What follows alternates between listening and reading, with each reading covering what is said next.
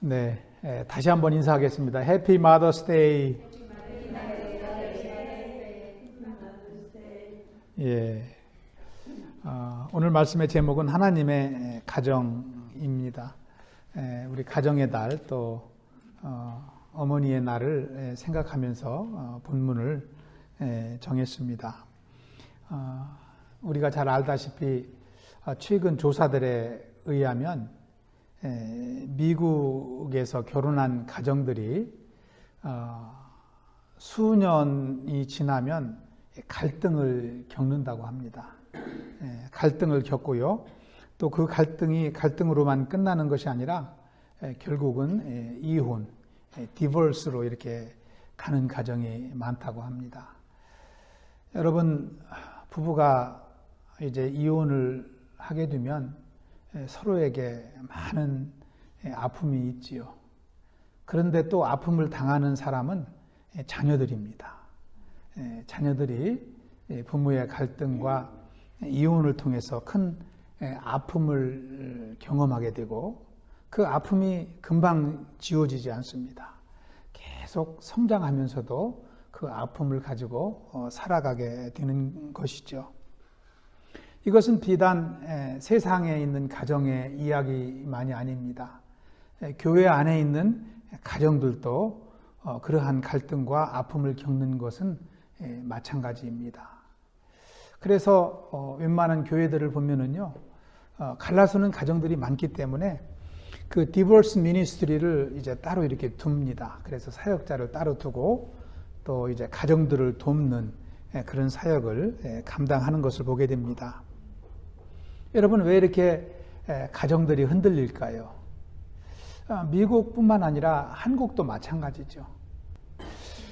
그 이유들을 보면은요, 경제적인 문제가 있지만 근본적인 원인은 경제 문제가 아닙니다.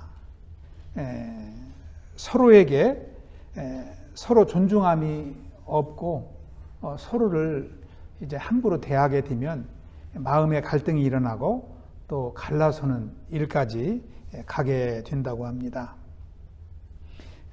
그래서 가정을 강건하게 세우기 위해서는 서로를 배려하는 그런 마음이 참 중요하다고 합니다. 서로를 믿어주고 또 사랑하고 또 격려하는 그러한 삶을 살아갈 때 가정은 든든히 세워집니다. 교회도 마찬가지지요. 성도들의 관계 속에서 이제 서로를 믿어주고 서로를 의지하고 또 먼저 섬겨줄 때 교회가 하나 되는 것과 마찬가지입니다. 오늘 말씀은 에베소서 5장 22절에서 33절을 본문으로 하나님께서 기뻐하시는 가정이 어떤 가정인지 함께 말씀을 나눠보려고 합니다. 그런데 오늘 말씀에 보면은요, 아내와 남편에 관한 말씀만 기록이 되어 있습니다. 그것은 가정의 중심에는 누가 있어요? 부부가 있다는 거예요. 가정의 중심에는 부부가 있다는 것을 말씀하는 것입니다. 어떤 가정을 보면은요, 아이들이 가정의 중심인 가정이 있어요. 남편도 그렇고 아내도 그렇고 다 아이들을 위해서 늘 신경 쓰고 살아요. 또 어떤 가정은 남편이 중심이에요. 남편의 말에 따라서 가정이 다 움직이는 가정입니다. 또 어떤 가정을 보면은 아내가 중심이에요. 아이가 중심이 된다든지 남편이나 또 아내가 중심이 된다면 그 가정은 강건한 가정이 될 수 없습니다. 흔들리기 시작합니다. 그래서 오늘 말씀해 보면은 가정의 중심인 부부에게 또 아내에게 남편에게 권면하는 말씀으로 되어 있습니다. 그렇다면 어떻게 서로 사랑하고 서로 위로하며 믿음의 가정, 하나님의 가정을 세워나갈 수 있을까요? 오늘 말씀을 통해서 그리스도의 사랑 안에서 세워지는 하나님의 가정이 무엇인지 살펴보기를 원합니다. 하나님의 가정을 세우기 위해서는요, 아내와 남편 각각의 역할이 있습니다. 의무가 있어요. 오늘 본문을 보면은 첫 번째는 아내의 의무에 대해서 기록을 하고 있습니다. 그 말씀이 22절에서 24절까지 나와 있습니다. 우리 아내에게 주는 말씀을 아내들만 한번 읽어보겠습니다. 22절에서 24절까지 시작. 아내들이여 자기 남편에게 복종하기를 주께 하듯 하라. 이는 남편이 아내의 머리됨이 그리스도께서 교회의 머리됨과 같음이니 그가 바로 몸의 구주시니라. 그러므로 교회가 그리스도에게 하듯 아내들도 범사에 자기 남편에게 복종할지니라. 아멘. 오늘이 어머니 날인데 이 말씀을 함께 합독하니까 어떠신가요? 은혜가 되세요? 아니면 스트레스가 되세요? 어머니 날에 축복의 말씀을 해야 되는데 복종하라 이렇게 말씀이 나오니까 마음이 언짢은 분도 없지 않아 있을지도 모르겠습니다. 이 아내에게 주는 하나님의 메시지는 딱 한마디로 복종입니다. 복종. 누구에게요? 남편에게. Submit yourselves to your own husbands. 이렇게 되었어요. Submission. 복종하라는 것입니다. 이 말씀을 보면은요, 언뜻 이 사랑, 위로 이런 말이 떠오르지 않고 옛날 고대 시대에 이 남편의 권위가 딱 생각이 납니다. 또 우리나라도 그렇잖아요. 우리나라도 아버지들이 얼마나 권위적으로 이렇게 가정을 다스렸어요. 그것들이 생각이 납니다. 고대 사이에서는요, 대부분 남자가 가정의 머리였어요. 그 남자의 말을 따라서 이제 가정이 다스려지게 됩니다. 우리나라도 삼광오륜식 그런 가정이 많잖아요. 부부유별. 남편과 아내는 구분이 있다. 또 이제 남존여비, 여필종부 다 남자 위주로 부창부수 이런 이제 사자성어가 다 남편을 존귀하게 여기라 그런 이야기입니다. 이것은 부부가 평등하기보다는 남편들을 세워주는 말입니다. 그런데요, 예수님의 가르침은 그렇지 않습니다. 예수님의 가르침은요, 평등입니다. 아내와 남편의 평등을 예수님은 말씀하셨습니다. 오늘 말씀에서 아내들에게 남편에게 복종하라고 했는데요, 이것은 남편에게 아내가 무조건 복종하라는 말씀이 아닙니다. 그러면 은혜가 되지 않지요. 사실 헬라어 성경에는요, 22절에 복종이라는 단어가 없어요. 한국어 성경에 번역하면서 복종이라는 단어를 22절에 넣은 거예요. 그러면은 이 복종이라는 단어가 왜 22절에도 있을까요? 그것은 21절에 복종이라는 단어가 있기 때문에 그 뜻을 22절까지 이어받은 것입니다. 22절을 한번 잠깐 볼까요? 그리스도를 경외함으로 피차 복종하라. 이렇게 권면합니다. 그러니까 아내만 남편에게 복종하는 것이 아니라 남편도 아내에게 복종해야 되는 것이죠. 이 평등을 말하는 것입니다. 그래서 둘이 서로 복종해야 되기 때문에 아내도 남편에게 복종하라. 22절에서 그렇게 말하고 있는 것입니다. 그러므로 이 명령은 우리가 그 고대 사회나 우리나라 그 옛날 가정들, 그렇게 남자의 권위가 있는 가정과 같이 아내가 남편에게 무조건 복종하는 그런 복종이 아니라는 것을 우리는 쉽게 알 수가 있습니다. 다시 말하면 남편과 아내는 종속적인 관계가 아니라는 거지요. 서로 복종하는 평등의 관계인 것입니다. 그래서 바울은 아내가 남편에게 복종해야 하는 기준을 죽게 하듯 하라 이렇게 22절에서 말씀하고 있는 것입니다. 이 기준은 그리스도인들이 주께 자율적으로 순종하는 것처럼 아내도 남편에게 자율적으로 이제 순종해야 된다는 것을 말씀하고 있습니다. 순종과 복종을 말하면 어떤 아내분들은 그래요.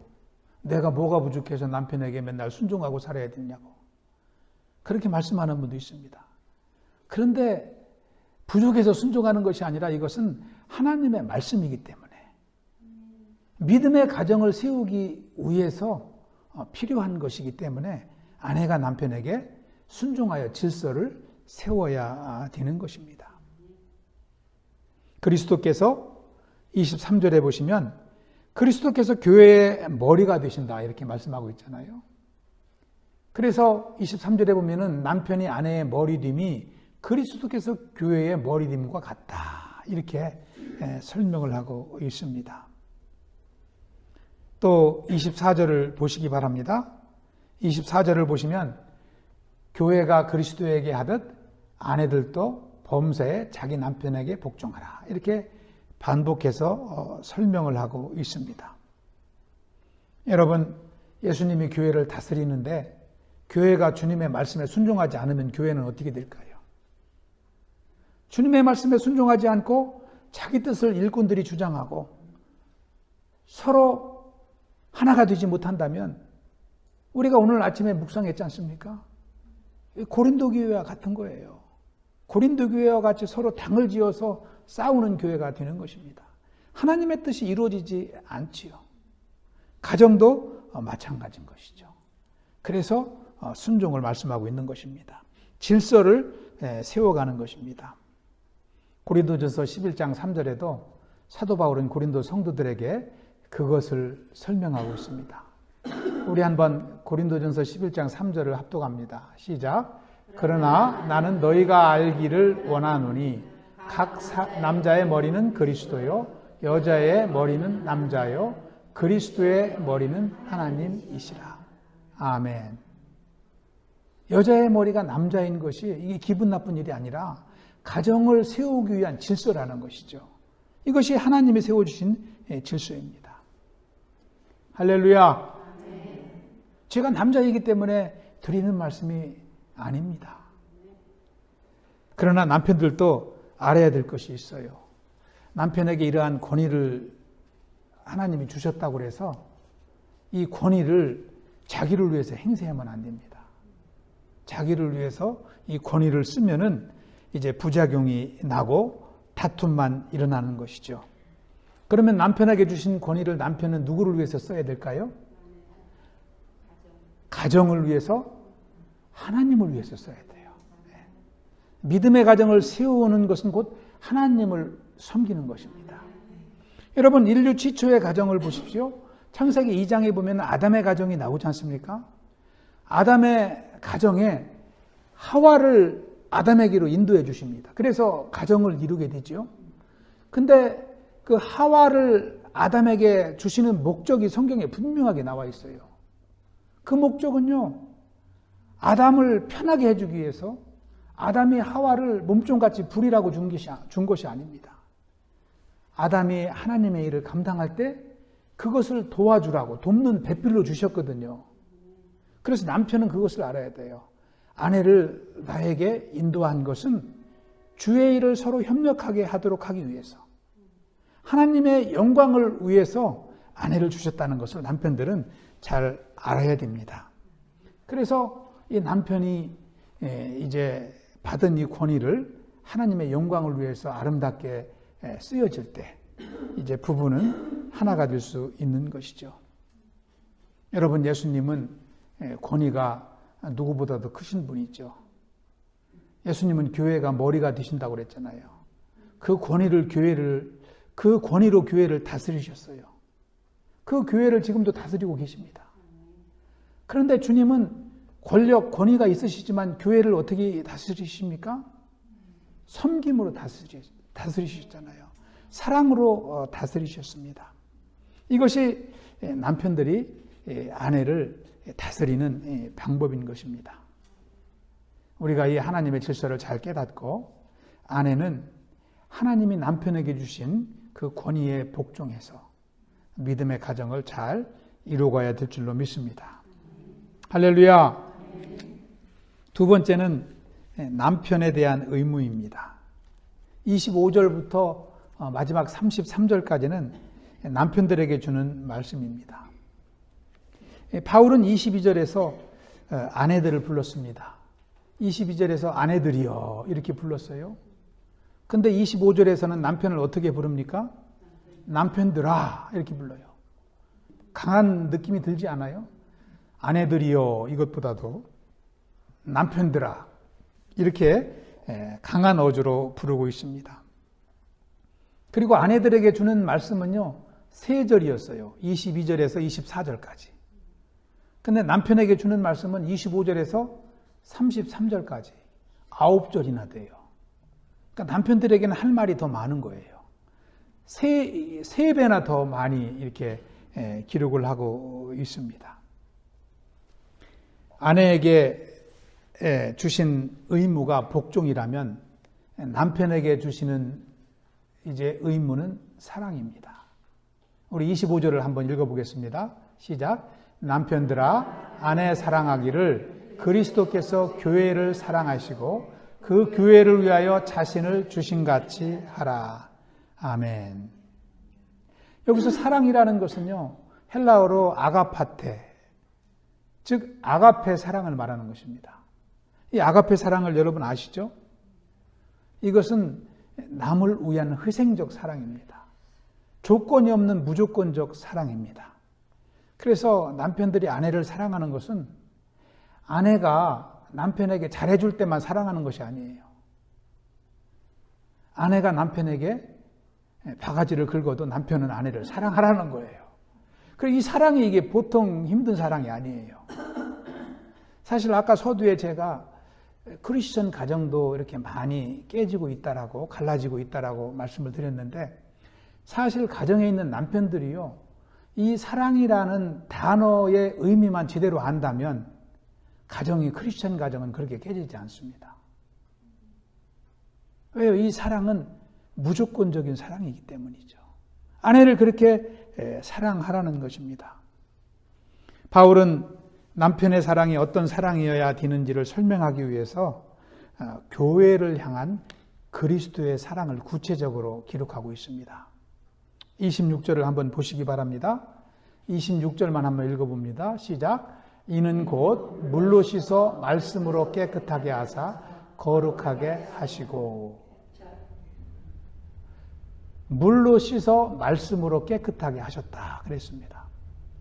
이것은요 예수 그리스도께서 믿지 않는 우리 인생들을 죄악 가운데 사는 우리 인생들을 말씀으로 세우신 것을 말하는 거예요.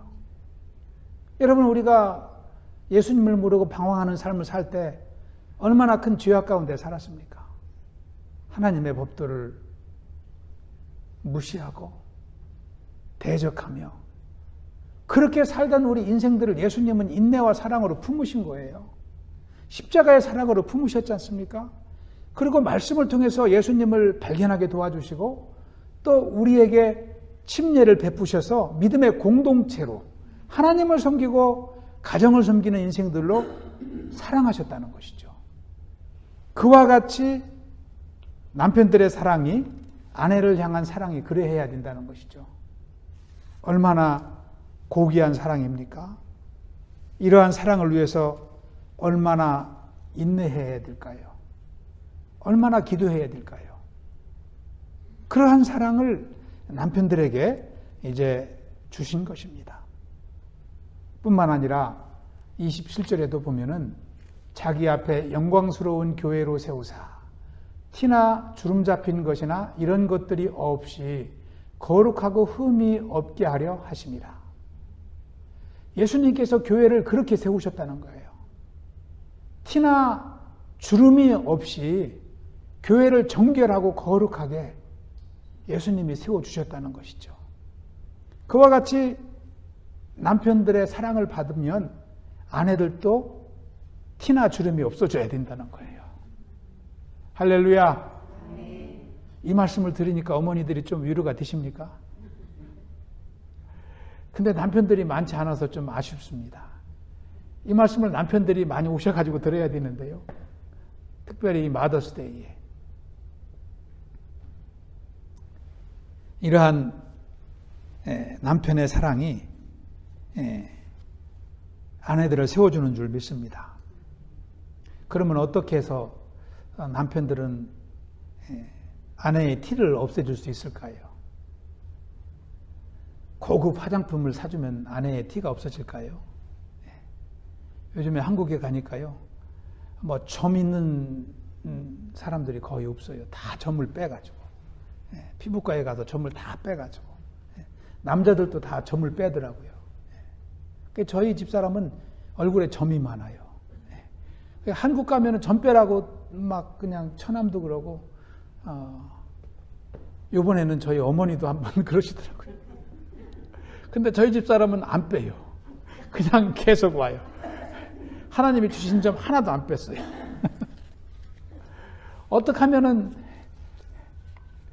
그래도 저는 이 아내를 사랑하지 않는 남편 같아요. 우리 아내가 점이 많으니까. 어떻게 아내의 점을 빼줄 수 있을까요? 여러분, 여기서 말하는 점은 얼굴의 점이 아니라는 것을 여러분 아시죠? 마음의 점을 말하는 것입니다. 마음의 티를 말하는 거예요.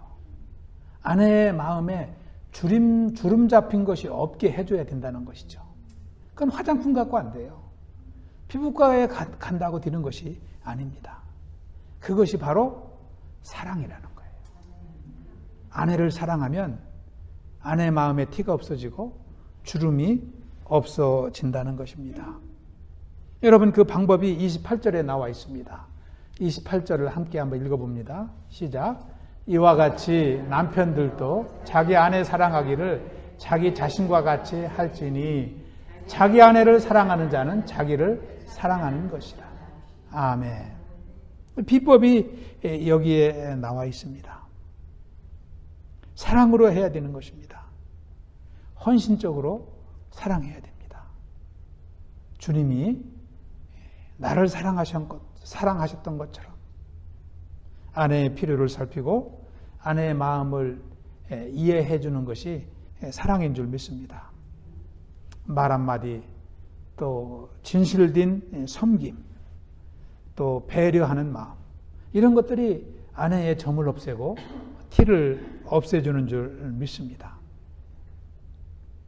그렇다고 해서 오늘부터 남편에게 그런 사랑을 받아야지, 그래서 남편에게 사랑을 강요해서는 안 됩니다. 그런 사랑을 믿음으로 남편이 하나님의 은혜를 받고 감동이 되어서 아내를 사랑할 수 있도록 여러분은 기도해야 됩니다. 할렐루야. 그래서 아내들도 참 아름다움이 외모에 있지 않고 마음의 티를 없애는 데서 나온다는 것을 깨닫고 또 남편과의 관계를 위해서 기도하고 남편이 또 아내를 사랑하는 가정을 이룰 수 있도록 기도해야 될 줄로 믿습니다. 이와 같이 진정한 아름다움은 부부가 하나 되어서 서로를 사랑하고 섬겨줄 때 마음으로부터 나오게 되는 줄 믿습니다. 그러면 여러분에게 한번 여쭤보겠습니다. 여러분이 남편에게 복종하는 것이 쉽겠습니까? 남편이 아내를 사랑하는 것이 쉽겠습니까? 그렇게 저울질할 수도 있어요.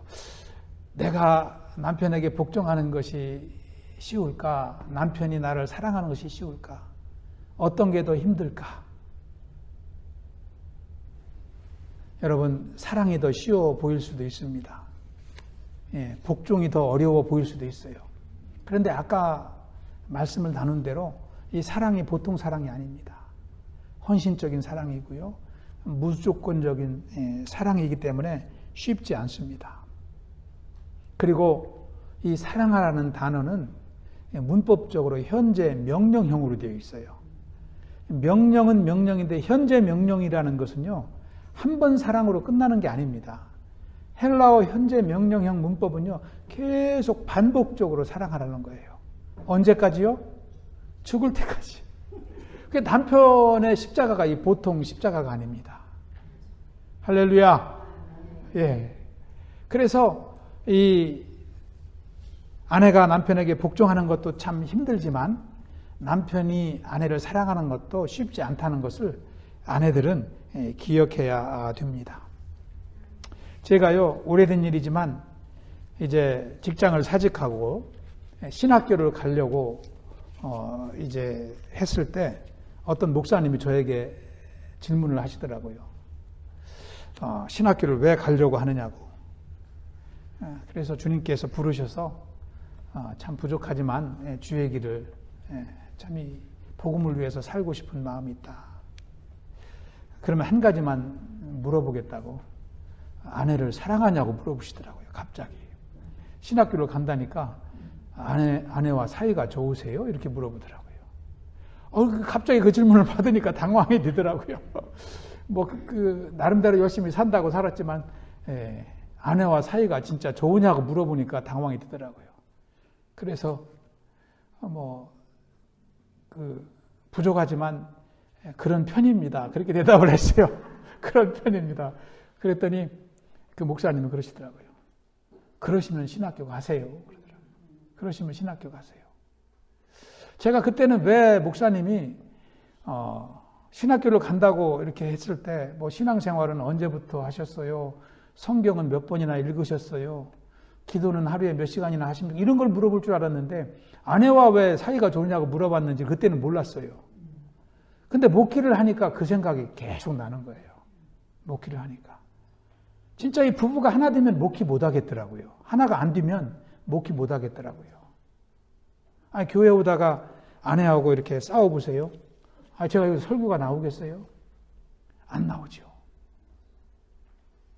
그리고 제가 아내에게 인정받지 못하는데 성도분들에게 인정받을 수 있겠어요? 이게 목회를 해보니까요. 이게 부부가 왜 하나 되어야 되는지 그거를 분명하게 알겠더라고요. 진짜 가정의 중심에는 부부입니다.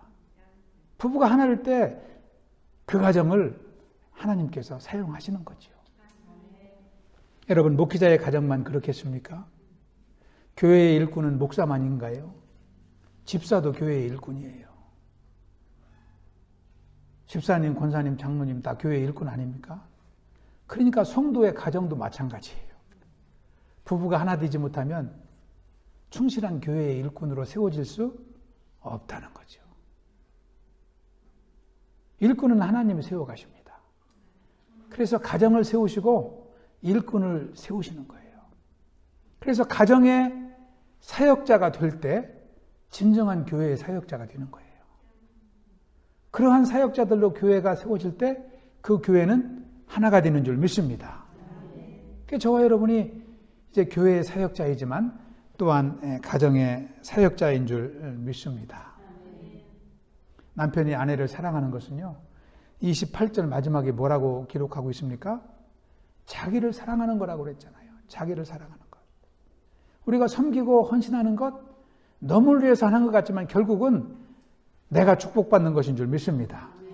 할렐루야. 그래서 마지막 31절에서는 이렇게 기록을 하고 있습니다. 우리 31절 다시 한번 읽어보겠습니다. 31절 시작. 그러므로 사람이 부모를 떠나 그의 아내와 합하여 그 둘이 한 육체가 될지니 육체가 될지니. 여기 31절에 보면은 부부가 서로 사랑하고 존경해야 됨을 이제 알 수가 있습니다. 그래서 부부 관계를 통해서 이제 하나님이 가정을 귀하게 세워 가신다라고 말씀을 하고 있습니다. 여러분, 부부 관계가 어떻게 좋아질까요? 서로 어떻게 복종하고 어떻게 사랑을 지속적으로 할 수 있을까요? 여기에는 큰 비밀이 있습니다. 그래서 부부가 서로의 관계를 생각만 해서는 안 됩니다. 누구와 함께 부부가 살아야 되느냐면 성령 하나님을 모셔야 돼요. 그래서 부부가 둘만의 관계가 되지 않고 성령 하나님과 삼각관계가 돼야 돼요. 그래서 부부의 관계를 성령님을 통해서 늘 점검해야 돼요. 하나님, 제가 남편에게 행한 것이 맞습니까? 또 남편도 하나님께 물어봐야 되는 것입니다. 그래서 성령님께 기도하고 또 함께 동행하는 삶을 살아갈 때에 가정은 믿음으로 세워지는 줄 믿습니다. 사랑하는 성도 여러분, 가정은 단지 의식주만 해결하는 장소가 아닙니다. 이와 같이 하나님 안에서 사역이 일어나는 작은 교회라고 할 수 있습니다. 아멘. 이것이 가정이에요. 가정에서부터 우리는 예배를 연습하고 섬김을 연습하고 서로 간의 사랑을 확인하는 것이 되어야 됩니다. 그럴 때 우리가 하나님의 성전에서 주님을 예배하고 찬양하고 하나님을 섬기고 이웃의 영혼을 섬기는 귀한 사역자로 살아갈 수 있는 줄 믿습니다. 아멘. 여러분 아무리 자녀가 지혜롭고 출세를 해도요, 부부관계가 무너지면 가정은 믿음으로 세워지지 않습니다. 아까도 말씀드렸지만 살림이 넉넉하고 풍요해도요, 부부관계가 성령 하나님과 삼각관계가 되지 않으면 가정은 강건하게 세워지지 않습니다. 오늘 마더스데이에 우리는 이 말씀을 하나님의 선물로 받아야 될 줄로 믿습니다. 아멘. 오늘 말씀을 통해서 하나님께 세우신 가정의 중심과 근간이 바로 부부라는 것을 우리는 다시 한번 배우게 됩니다. 안타깝게도 저와 여러분이 이제 잘 알지만 오늘날 젊은 세대는요, 우리 세대보다 또 다릅니다. 가정을 세워가는데 잘 결혼도 쉽게 안 하려고 할 뿐만 아니라 결혼을 해도 세상의 풍습을 따라 다 결혼을 합니다. 믿음으로 세워지는 젊은 가정이 많지 않은 시대예요. 그러니까 가정을 세우는 일이 우리 때보다 더 쉽지 않은 시대에 저와 여러분이 살고 있습니다. 여러분은 어떻게 저와 여러분이 가정을 세울 수 있을까요? 자녀들의 가정을 위해서 우리가 새벽을 깨워야 돼요. 우리의 가정을 세울 뿐만 아니라 자녀들의 가정을 세우기 위해서, 이웃의 가정을 세우기 위해서 누가 힘써야 될까요? 교회 안에 있는 저와 여러분이 사역자예요. 그 가정을 세우는 사역을 하나님은 저와 여러분에게 맡겨주신 거예요. 그것을 보면 우리가 새벽마다 자녀를 위해서, 이웃을 위해서, 우리 가정을 위해서 부르짖지 않을 수가 없는 줄 믿습니다. 할렐루야. 우리 한마음 공동체에게 주신 사역도 바로 그 사역입니다. 그래서 이 교회가 많이 있지만 무너져가는 가정들이 더 많기 때문에 하나님은 또 하나의 교회를 세워주신 줄 믿습니다. 이 사명을 저와 여러분이 이제 마더스데이의 귀한 선물, 어떠한 선물보다도 이 선물이 귀한 선물로 우리가 여기고 감당할 수 있길 축복합니다. 할렐루야. 우리 서로 한번 이제 해보겠습니다. 우리는 가정의 사역자입니다. 우리는 가정의 사역자입니다. 아멘. 가정을 위해서 기도하는 여러분에게 하나님의 축복이 더욱더 풍성하게 임할 줄로 믿습니다. 기도하겠습니다. 아버지 감사합니다. 주님께서 마더스데이 또 복된 주의를 허락해 주시고 하나님의 말씀을 함께 나누기에 도와주셔서 감사를 드립니다. 아버지께서 각 가정을 축복하여 주시고 참 이제 특별히 아내와 남편 하나님이 주신 사명을 기억하게 하시고 믿음의 가정을 세워갈 수 있도록 인도하여 주시옵소서. 자녀의 가정을 세울 수 있도록, 이웃의 가정을 위해서 중보할 수 있도록 인도하여 주시옵소서. 아버지께서 한마음 공동체를 축복하여 주시고 우리가 늘 주님 안에서 한마음이 되어 또 가정을 세워가는 귀한 사역 감당할 수 있도록 인도하여 주시옵소서. 감사하오며 예수님 이름으로 기도하옵나이다. 아멘.